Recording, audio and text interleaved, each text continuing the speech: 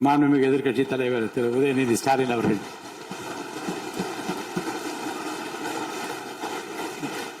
மாண்புமிகு பேரவைத் தலைவர் அவர்களே, பெருமை வாய்ந்த இந்த அவையில ஆளுநர் உரையின் மீது நன்றி தெரிவிக்கின்ற தீர்மானத்தில் பேசுகின்ற வாய்ப்பை தந்த பேரவைத் தலைவருக்கு முதலினுடைய நன்றியை தெரிவிச்சுக்கிறேன்.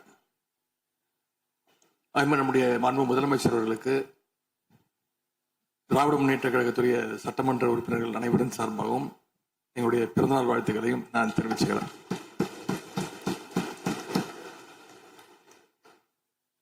இந்த புதிய ஆட்சி அமைஞ்சு சரியா 40 நாட்கள் கடந்திருக்கு.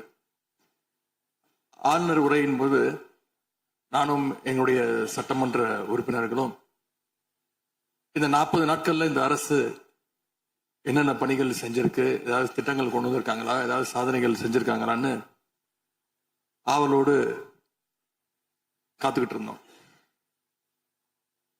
எங்களுக்கு வெறும் ஏமாற்றம் மட்டுமே எஞ்சியது. அப்படி எதுவுமே ஆளுநர் உரையில எங்களுடைய கண்களுக்கு படவில்லை, எங்களுடைய காதுகளுக்கு கேட்கவில்லை.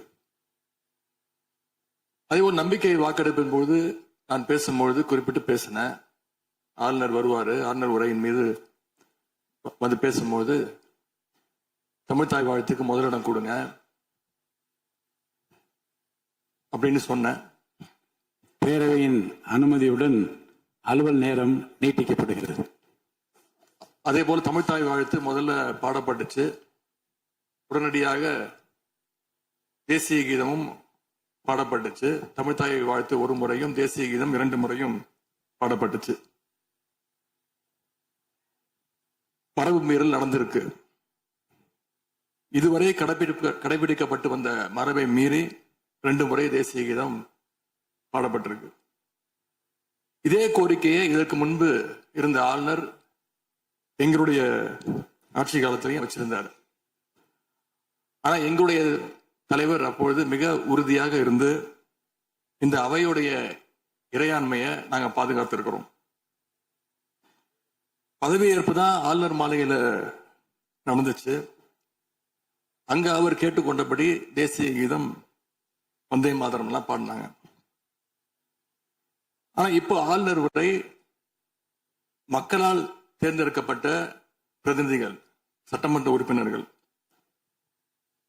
நாம பணி செய்கின்ற இந்த சட்டமன்றத்துல தான் வாசிக்கப்பட்டிருக்கு. இது நம்மளோட டெரிட்டரி. இந்த நம்மளுடைய டெரிட்டரிய ஏன் ஆளுநர்கிட்ட கொடுக்கிற அளவுக்கு இங்க என்ன காம்ப்ரமைஸ் நடந்துச்சு அப்படின்னு மக்கள் கேட்க ஆரம்பிச்சிருக்காங்க. மாண்பு உறுப்பினர், ஆளுநர் உரையாற்ற வந்தபோது தமிழ்தாய் முதல்ல பாடப்பட வேண்டும் என்கின்ற இந்த அரசின் உறுதியான கொள்கையில் நாங்கள் நின்றோமா, இந்த அவை நின்றதா என்பதை நீங்கள் முதல்ல பார்க்க வேண்டும். நாட்டுப்பண் 2 முறை பாடியதில் என்ன தவறு என்று எனக்கு தெரியவில்லை. நாட்டுப்பண் 2ஆம் முறை பாடிய தவறு என்று நீங்கள் சொல்ல வருகின்றீர்களா?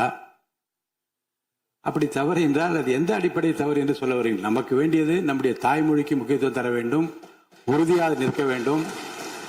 இந்த அரசு எந்த சர்ச்சையும் ஏற்படுத்தாமல் நிதானமாக உறுதியாக தாய் தமிழ்தான் எங்களுக்கு அடிப்படை என்பதை வைத்து தமிழ்தாய் வாழ்த்தை பாட வைத்தார்களா இல்லையா?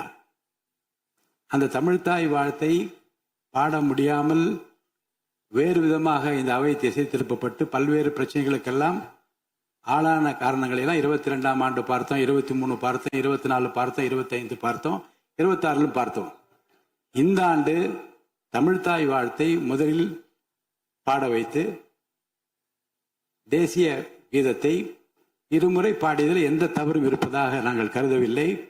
அப்படி பாடியது தவறு நீங்களும் கருதிடக்கூடாது என்று நான் சொல்ல விரும்புகின்றேன்.